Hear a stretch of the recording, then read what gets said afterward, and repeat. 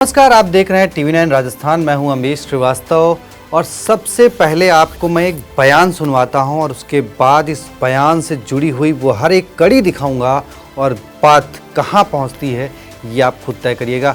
सबसे पहले ये जो विधानसभा के बीच जो चर्चा हुई थी और वो एक क्लिप आप सुनिए और उसके बाद फिर आगे बढ़ते हैं। मुझे सदन को सूचित करना है कि श्री किरोड़ी लाल सदस्य विधानसभा द्वारा 16वीं राजस्थान विधानसभा के द्वितीय सत्र में अपरिहार्य कारणों से सदन की बैठकों से अनुपस्थित रहने की अनुमति चाहिए। क्या सदन की अनुमति है कि उन्हें सदन की बैठकों से अनुपस्थित रहने की अनुमति प्रदान करें? आज अनुमति प्रदान की गई। दिनांक 12 जुलाई को 24 को ये अनुमति प्रदान की गई।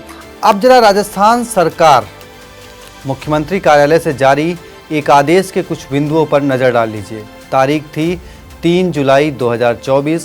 श्री किरोड़ी लाल माननीय मंत्री कृषि एवं उद्यानिकी, ग्रामीण विकास, आपदा प्रबंधन, सहायता एवं नागरिक सुरक्षा, जन अभियोग निराकरण विभाग की अनुपस्थिति में संबंधित विभागों के समस्त संसदीय कार्य, विधानसभा प्रश्नों, प्रस्तावों के अनुमोदन एवं उत्तर दिए जाने सहित अन्य संसदीय कार्य के संपादन हेतु निम्नांकित मंत्रीगण को अधिकृत किया है।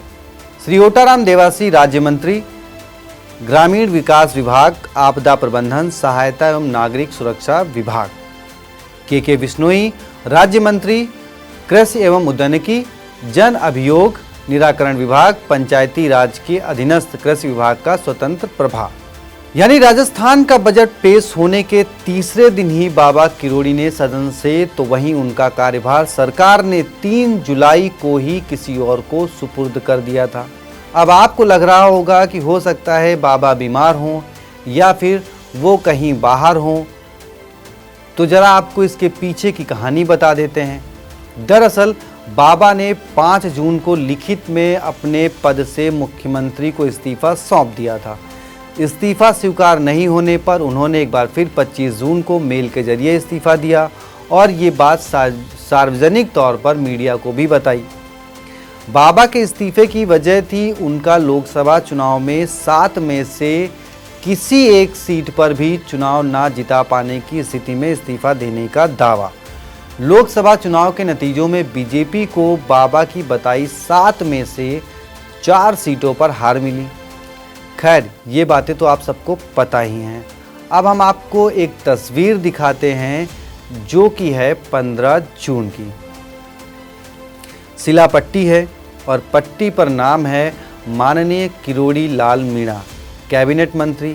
इसके आगे उनके वो विभाग भी लिखे हैं जहां से वो इस्तीफा दे चुके हैं। अब बाबा किरोड़ी की इस तस्वीर के साथ ही उनकी सक्रियता को लेकर विपक्ष हमलावर है। विपक्ष का कहना है कि बाबा सदन में जवाब देने नहीं आए, वो बीजेपी की बैठकों में भी शामिल नहीं हो रहे हैं।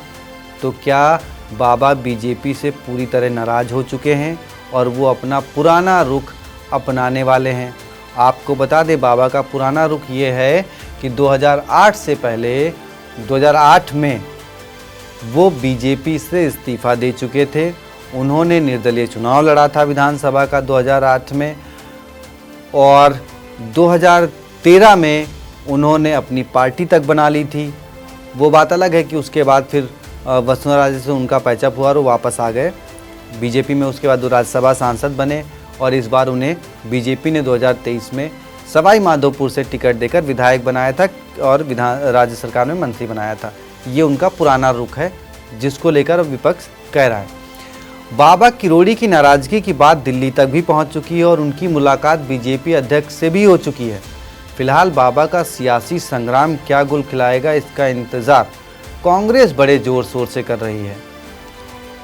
तो वहीं बीजेपी फिलहाल उपचुनाव तक मामले को दफन रखना चाहती है, क्योंकि 5 सीटों के उपचुनाव और उनमें से 2 सीटें तो ऐसी हैं जहां पर सीधे सीधे बाबा का हस्तक्षेप कहा जाए तो उस क्षेत्रों में पड़ता है। एक दौसा, दूसरा सवाई माधोपुर।